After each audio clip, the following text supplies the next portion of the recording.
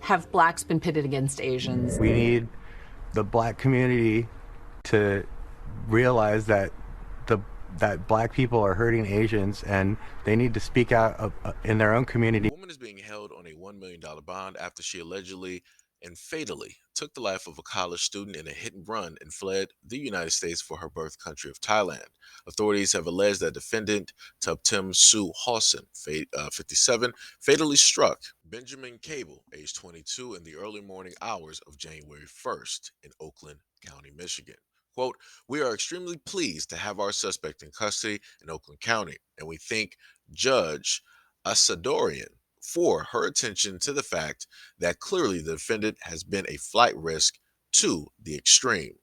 Authorities claim that Hawson flew out on January 3rd, just 2 days after Cable passed, traveling from Detroit to Texas to Finland and finally to Bangkok.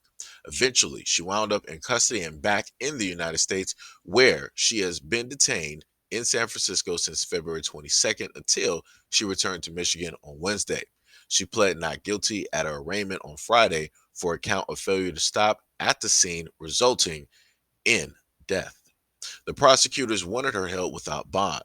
Her defense lawyer, Jala Jalim Dalo, maintained that his client simply panicked. She had gone to Thailand to be with her husband, but she turned herself into authorities there. Judge Lisa, however, highlighted through questioning that Hawson purchased a one-way ticket. If Hawson were to post bond, she would have to give up her passport and driver's license, wear an electronic tether, and stay under house arrest. Cable was either standing or walking on Rochester Road south of Williams Lane in Oakland Township when the incident happened at approximately 5:49 a.m. on January 1st. Quote, "Witnesses stated that the vehicle continued south, turned around to go north, and remained in the area for a short period of time after the crash. The driver of the vehicle then fled the scene after the incident. AV1 suffered fatal injuries as a result of the crash and later passed at the scene. Hawson, a dual citizen of the United States and Thailand who lived not far from the scene.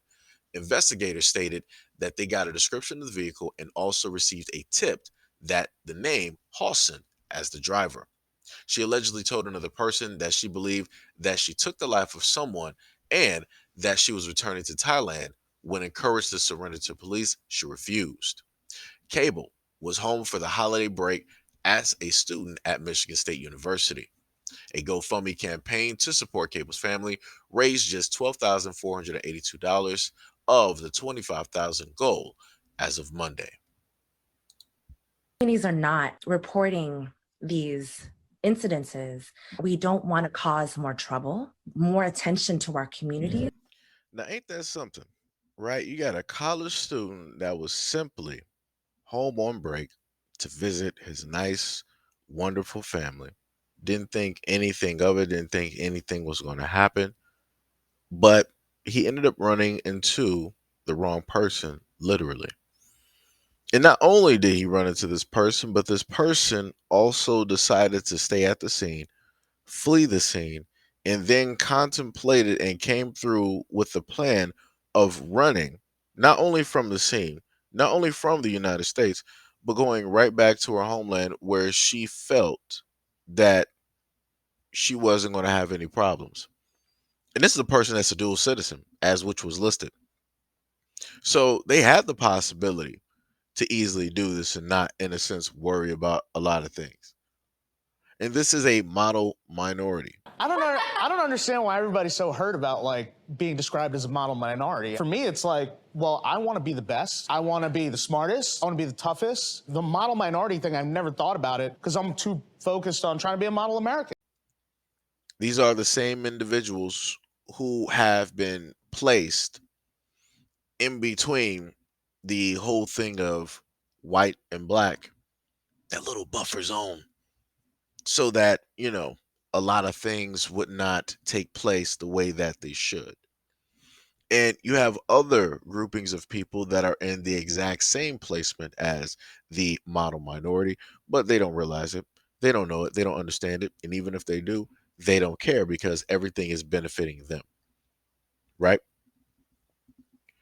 And my main question is, where are all of the social justice warriors, right? Where are those black people that were standing up for the Asian community, and where specifically are the Asian Americans, such as the music entertainers, the actors, the news anchors, and all the other ones that wanted to speak during the 2 years of the pandemic, and they wanted to speak up for the Asian community, and they wanted to highlight all of this stuff, and they did all of that so they can get laws passed, so that they can get a form of reparations and other things for their community. Where are all of them to specifically speak on one of their own committing this crime against one of their gods, and then trying to flee and go back home so that they don't have to worry about a court date? Where are they to speak out on this? Ain't it amazing how a lot of people always state that, oh yeah, it's only, one specific group. I'm just gonna point fingers. I'm not gonna listen to colors. I don't see colors, but I'm just gonna point fingers. They tend to, live in urban areas and ghettos. I'm not gonna listen to colors, but you know what I'm talking about.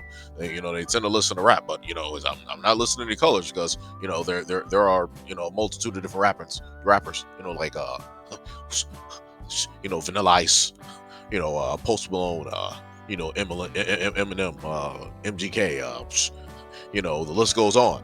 I'm gonna list colors because I don't see those, but there's a multitude of rappers, So I'm just saying, it's amazing to me that whenever things take place, people only want to talk about a specific demographic, and they want to point everything towards that specific demographic, but then they don't want to point out the fact that a lot of the crime that takes place in general in the United States is happening by way of their demographic, since they are the majority.